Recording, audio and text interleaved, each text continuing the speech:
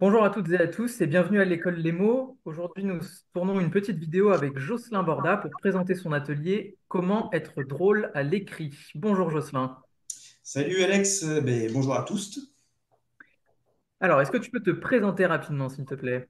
Ouais, je m'appelle Jocelyn Borda. Depuis une quinzaine d'années, je suis auteur humour. Donc j'écris des bouquins, ça peut être des romans, nouvelles, bouquins d'humour. Et aussi j'écris pour des humoristes.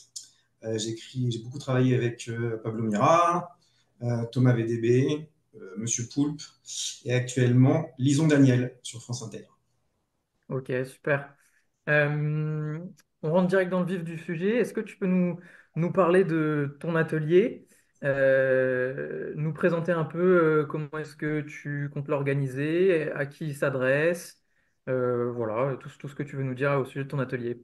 Oui, c'est un atelier un peu particulier parce que l'idée c'est d'essayer d'apprendre à être drôle quand on écrit.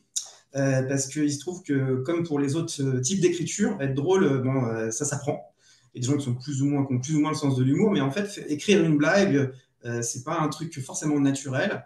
Et donc, l'idée de cet atelier, c'est de proposer à tout public, que vous ayez déjà écrit de l'humour ou pas de l'humour, que vous ayez envie d'en écrire ou pas, d'enrichir son style avec des techniques. Parce qu'en fait, écrire de manière drôle, il y a des règles. En fait, souvent, c'est même pas marrant.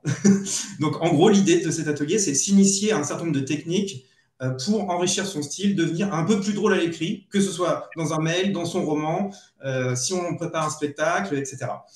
Donc, vraiment, c'est pour tout public. Ok. Mais pas plus drôle que le prof, c'est ça? Alors, c'est hyper important. Ça, c'est vraiment le truc fondamental. C'est que si quelqu'un est plus drôle que moi, il est viré immédiatement.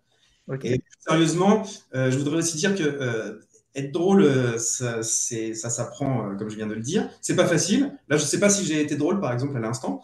Et donc, je voudrais dire à tous ceux que ça intéresserait de venir sans complexe, puisque on va apprendre ensemble, rigoler ensemble, sans se juger. Hein, c'est une safe place. Donc, vous pouvez venir sans avoir peur que quelqu'un dise «Ah, t'es pas drôle!» puisque en fait le principe d'essayer de faire rire, c'est que parfois on échoue, et donc on va échouer ensemble et en rigoler. Super. Euh, est-ce que tu as une idée d'un exercice que tu aimerais donner justement pour échouer ensemble ou une lecture que tu conseillerais voilà, un petit teaser pour ton atelier. Euh, alors pas vraiment un exercice en tant que tel, on va faire un certain nombre de choses, de petits exercices ensemble, mais je voudrais juste dire qu'on va rentrer vraiment, on va mettre les mains dans le cambouis de ce que c'est que l'écriture drôle à l'écrit, parce qu'en fait on se rend pas compte, mais très souvent un petit détail dans une phrase, dans une blague, ça va faire que ça fonctionne ou pas.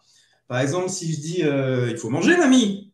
Bon, c'est une phrase normale avec une virgule avant mamie. Si j'enlève la virgule avant mamie, c'est il faut manger mamie, qui est vraiment un tout autre projet. Donc, on va voir ensemble que des fois, quand on déplace un mot, quand on enlève une virgule, ça devient drôle ou pas. Voilà, donc ce genre de choses. Super. Ça donne envie. Pas de manger mamie, hein, mais enfin, une petite question un peu plus personnelle avant de clore ce court entretien. Est-ce que tu aurais une idée d'un mantra qui guide ton écriture et que tu pourrais nous partager? Genre une devise. Une devise, un Euh, leitmotiv.